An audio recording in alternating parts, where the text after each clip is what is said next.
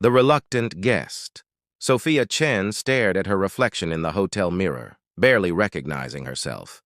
The simple blue silk dress hugged her frame elegantly, but lacked the ostentatious details that would be expected at tonight's marine conservation gala in Monaco.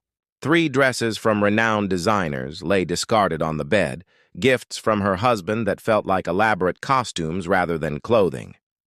"You look beautiful," Nathan Reed said, stepping behind her. His tall frame and warm eyes appeared in the mirror beside her. "Absolutely perfect." "I look underdressed," Sophia replied, smoothing her hands over the fabric. "Your world expects Swarovski crystals and custom couture, not department store elegance."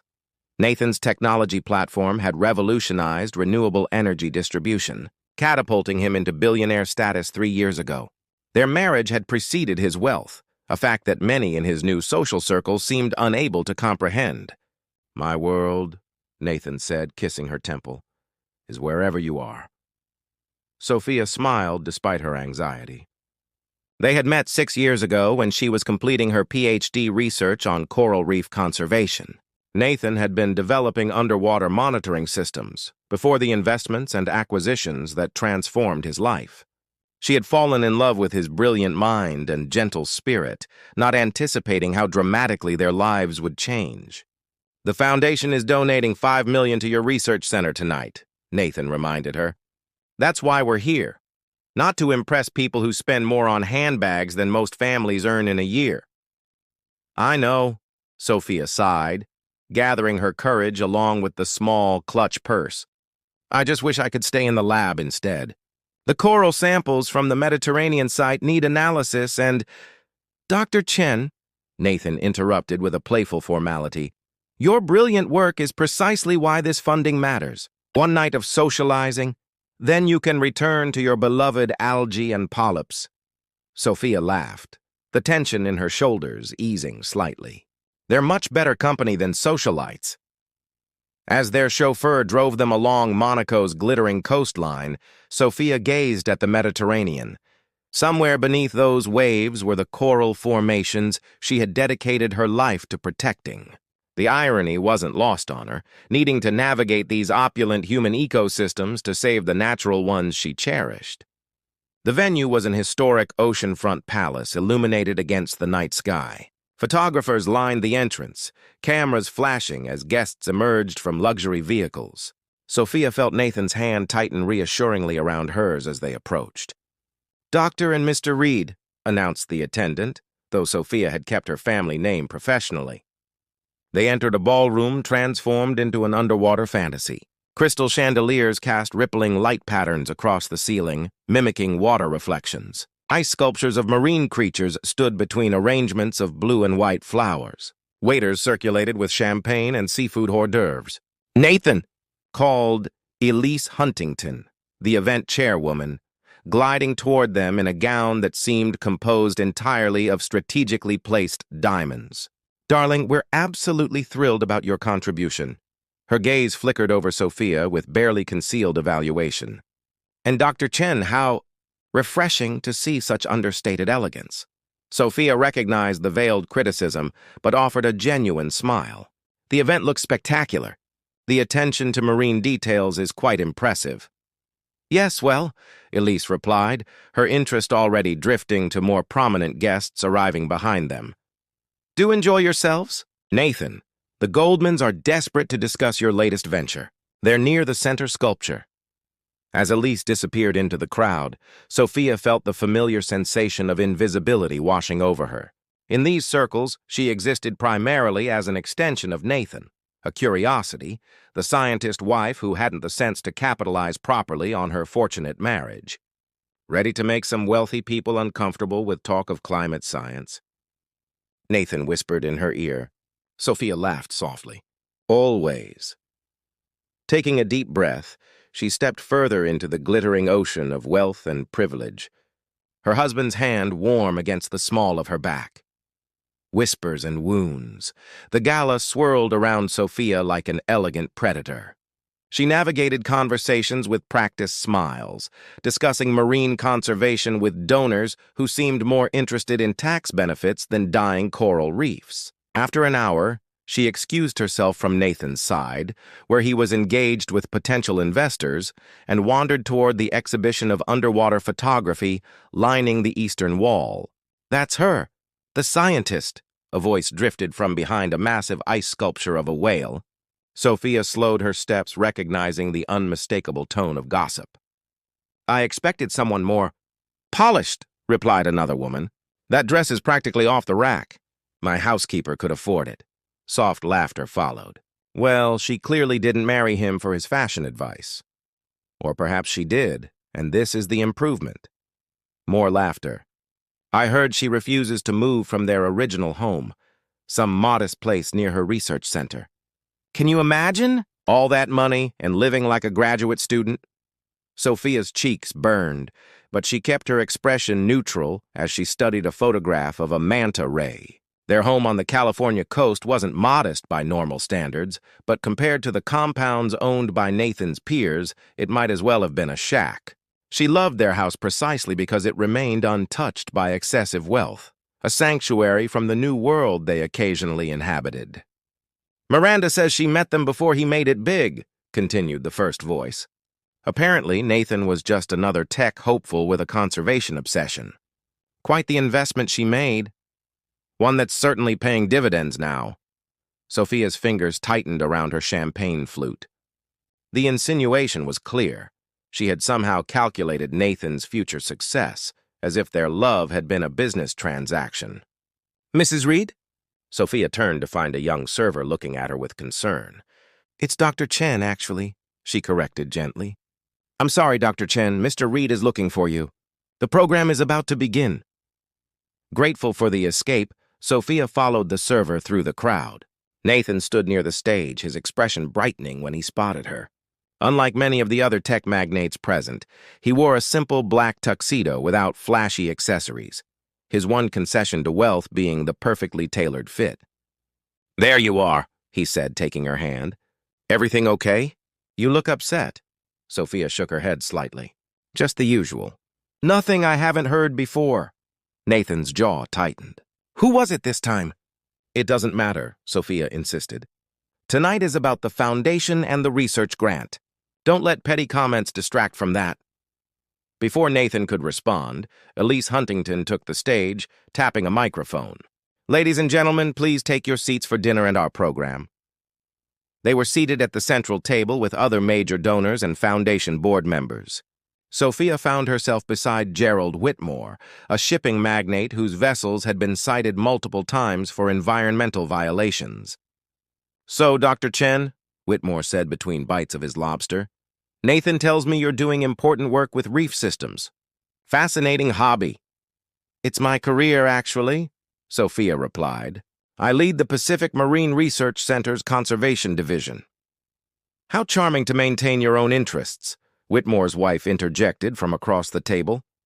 Her neck dripped with sapphires that matched the exact shade of Sophia's dress, though her jewelry likely cost more than Sophia's annual research budget. "I tried working after marrying Gerald, but there are so many more fulfilling ways to spend one's time when resources aren't a concern."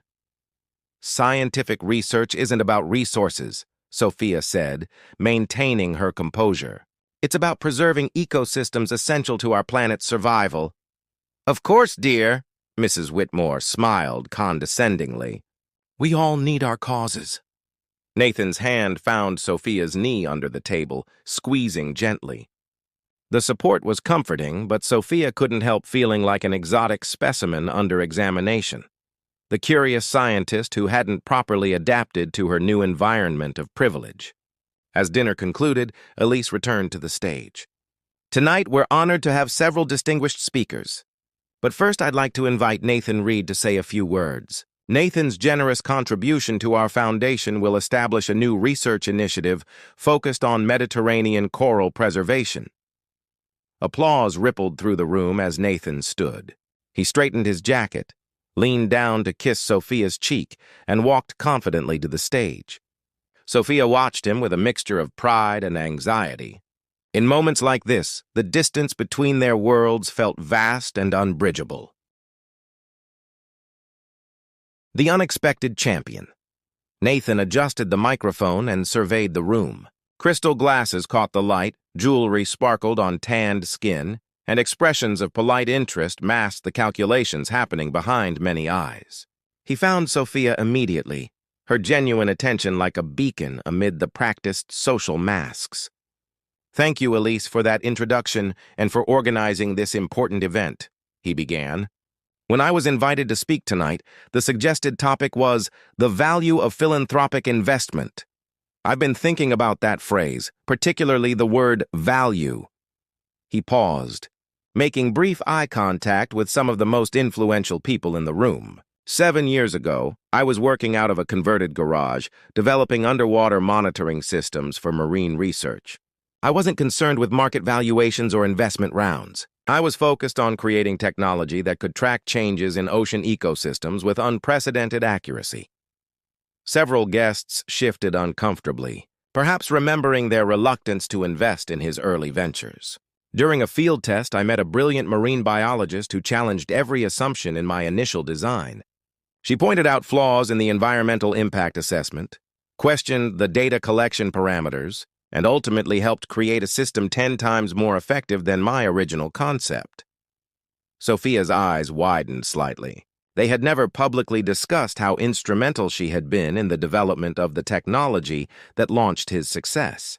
"That scientist taught me something crucial about value," Nathan continued. "True value isn't measured by price tags or market capitalization. It's measured by impact, integrity, and the courage to stand for something meaningful, even when it's difficult." The room had grown remarkably quiet. Nathan's gaze swept across tables where he'd overheard dismissive comments about his wife throughout the evening. "We live in a world that constantly confuses price with worth. We mistake expensive things for valuable things. The coral reefs we're working to protect have no price tag, yet their value to our planet is immeasurable. Similarly, the most valuable people in our lives aren't necessarily those with the most impressive portfolios." He looked directly at Sophia now, no longer pretending this speech was simply about marine conservation. "The most valuable person in my life taught me that genuine passion can't be purchased, authentic expertise can't be inherited, and real class has nothing to do with designer labels. Real class is treating everyone with dignity. It's maintaining your principles when compromise would be easier. It's recognizing worth beyond wealth." Several women who had been whispering about Sophia earlier now studied their plates with sudden interest. "Tonight, I'm announcing a $50 million commitment to the Mediterranean Coral Restoration Project, led by Dr. Sophia Chen and her team at the Pacific Marine Research Center. This initiative represents everything I believe about true value. It won't generate profit, but it will help preserve irreplaceable natural treasures for generations to come." Surprised murmurs rippled through the audience. The announced amount was 10 times what had been expected. "I invite everyone here to reconsider how we measure worth in our investments, our relationships, and ourselves. The most valuable things I've gained in my life had nothing to do with money and everything to do with perspective." Nathan's eyes found Sophia again, who was watching him with a mixture of surprise and deep emotion. "Thank you for your attention this evening. I hope we all leave here reminded that our true legacy won't be counted in dollars, but in the impact we have on our world and the lives we touch along the way." The applause that followed was initially hesitant, then swelled as guests rose to their feet. Nathan nodded his acknowledgement, then stepped down from the podium. Instead of returning to his seat through the side of the stage, he walked directly through the center of the room, stopping only when he reached Sophia.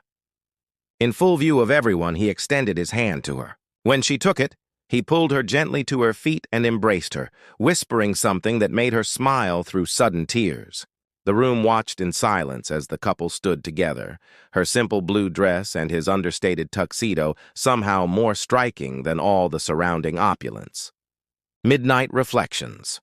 The limousine glided through Monaco's illuminated streets, creating a quiet bubble amid the glittering night. Sophia sat close to Nathan, her head resting against his shoulder, their fingers intertwined on the leather seat between them. Neither had spoken since leaving the gala, both processing the evening's events in comfortable silence. $50 million, Sophia finally murmured, shaking her head slightly. That wasn't the plan. Nathan's thumb traced circles on her palm. Plans change. That speech wasn't about coral reefs. Not entirely, he admitted, turning to face her. The passing streetlights cast alternating shadows and light across his features. I've watched you endure their judgment for years, Sophia. Tonight, something just broke. The car turned onto the coastal road leading to their hotel. The Mediterranean a vast darkness beyond the guardrail, the same waters concealing the coral formations they were fighting to preserve. You didn't need to defend me, Sophia said softly. I've developed a thick skin. I wasn't just defending you.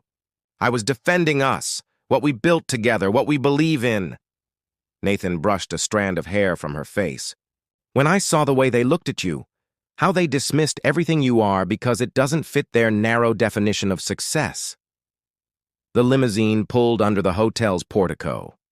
Nathan thanked their driver as they stepped out, and they walked through the quiet lobby toward the elevators. The night staff nodded respectfully but otherwise left them to their privacy, a courtesy that wealth occasionally afforded. In their suite, Sophia kicked off her heels and moved to the balcony doors, pushing them open to let in the salt-tinged breeze. The lights of luxury yachts dotted the harbor below, floating constellations of excess. Do you ever regret it? Nathan asked, coming to stand behind her. He had removed his bow tie and jacket, his formal armor partially shed. Being tied to my world? Sophia turned, surprised by the vulnerability in his question. Is that what you think? That I regret us? Not us. Never us. His hands found her waist, warm through the silk of her dress. But this life, the galas, the constant judgment, the public scrutiny, it's not what you signed up for when we met. Sophia reached up to unbutton his collar, a gesture of intimacy that had become ritual between them. I signed up for you, Nathan. The rest is just noise. She led him back into the suite, to the small sitting area overlooking the sea. They sat close together on the velvet sofa, the formal distance required at the gala finally abandoned. Do you remember our first apartment? Sophia asked, slipping off her earrings. That tiny place near the research center? Nathan smiled at the memory. 600 square feet of paradise.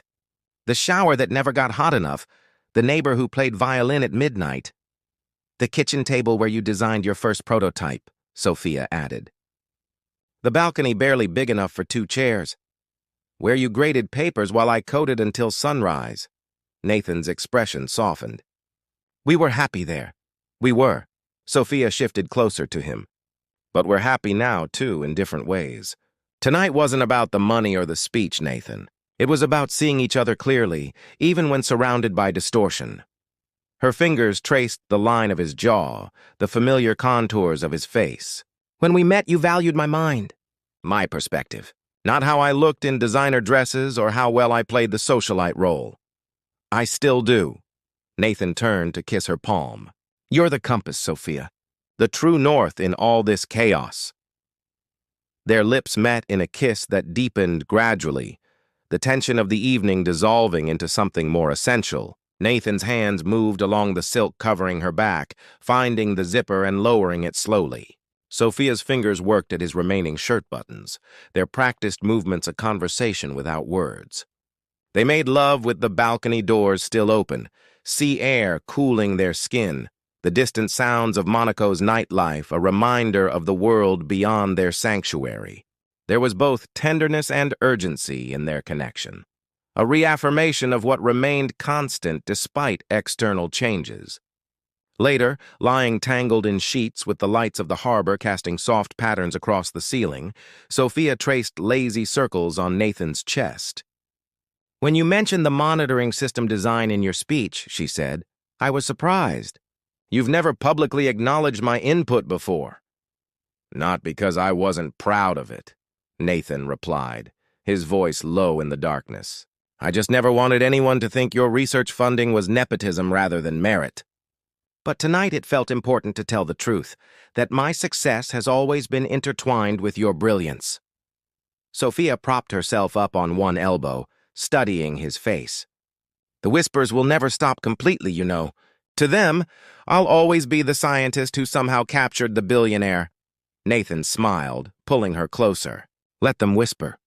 We know the real story, that the billionaire is the lucky one, because he found someone who loved him before the world knew his name. As they drifted toward sleep, wrapped in each other's warmth, Monaco's wealth and pageantry seemed increasingly irrelevant. The true luxury was this, finding harbor in each other amid life's shifting currents. Morning light sunrise over Monaco painted the harbor in golden rose. Sophia stood on their suite's balcony, wrapped in a hotel robe, watching early fishermen navigate between luxury yachts. She sipped strong coffee, savoring these quiet moments before the day's obligations began. The glass door slid open behind her. Nathan joined her, hair still damp from his shower, carrying his own coffee. Any regrets about last night? He asked, leaning against the railing. Sophia considered the question. Only that I didn't try the chocolate soufflé.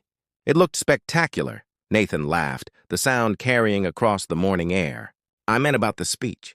The increased funding. The very public stance. I know what you meant, Sophia smiled. And no regrets.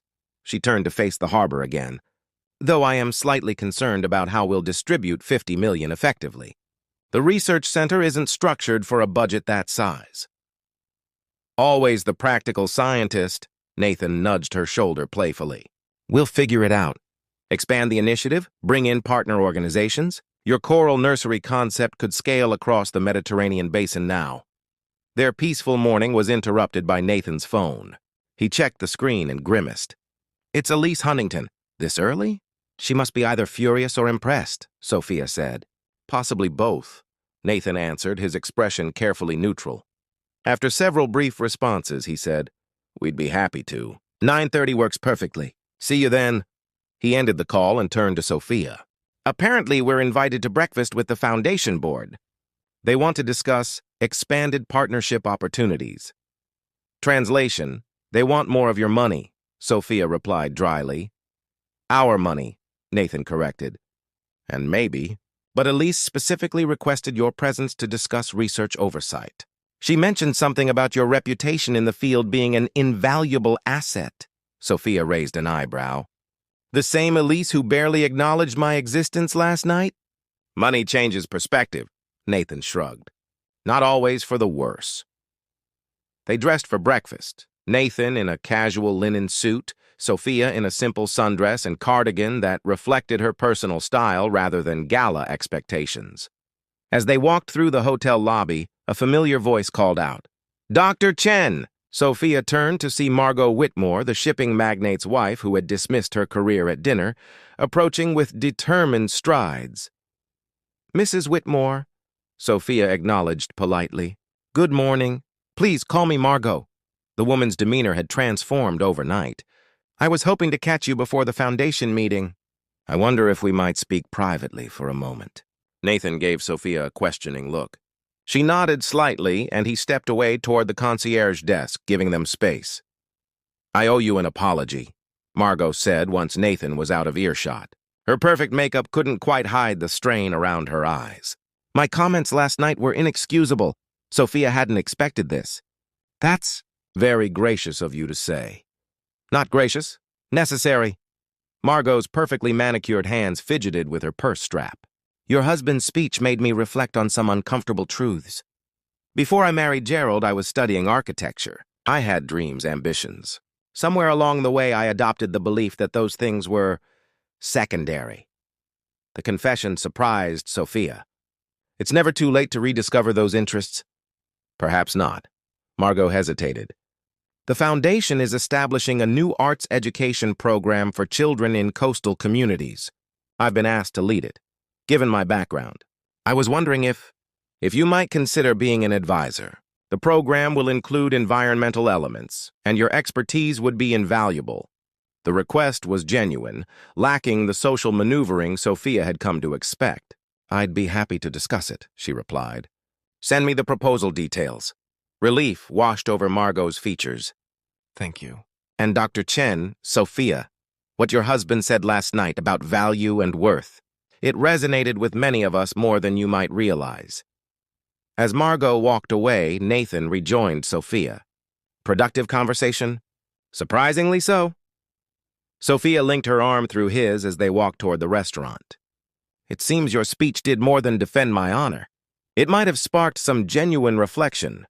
The foundation board meeting proved equally surprising. Rather than being seated as Nathan's accessory, Sophia was positioned at the center of the discussion, her expertise finally taking precedence over her marital status. As she outlined her vision for expanded coral research, the board members, many of whom had barely acknowledged her the previous evening, listened with newfound respect. Later, as they packed for their flight home, Nathan watched Sophia carefully fold her blue dress. "Will you keep it?" he asked. "After everything?" Sophia smoothed her hand over the fabric. "Absolutely. It's become something of a talisman now." "Next time, wear it with the diamonds I gave you for our anniversary," Nathan suggested. "Not because you need them, but because mixing your authenticity with a touch of their world might be the perfect statement." Sophia laughed. "Always the strategist. Always your partner," he corrected, pulling her into his arms. In scientific breakthroughs and social warfare alike, as their private jet lifted off, Monaco receded beneath them, the playground of excessive wealth becoming just another coastal settlement along the Mediterranean. Sophia gazed out the window, thinking about the coral reefs below the glittering surface, now with renewed hope for their future. "What are you thinking about?" Nathan asked, taking the seat across from her. "That authentic value endures," she replied. "Whether it's coral polyps surviving for centuries or relationships built on genuine connection. The rest is just temporary decoration." Nathan reached across to take her hand. "Speaking of authentic value, Dr. Chen, shall we review your expanded research budget? I believe we have several million decisions to make." Sophia smiled, squeezing his fingers. "Let's start with what matters most. The southern reef systems are showing early signs of bleaching. If we position the new nurseries strategically..." They spent the flight home doing what had always connected them, merging his technological vision with her scientific expertise, building something meaningful together. In the space between wealth and wisdom, they had found their unique equilibrium, a partnership that transcended both the laboratory and the boardroom. Below them, the Mediterranean sparkled in the sunlight, concealing the fragile ecosystems they were working to protect, treasures whose true value could never be measured in dollars or diamonds.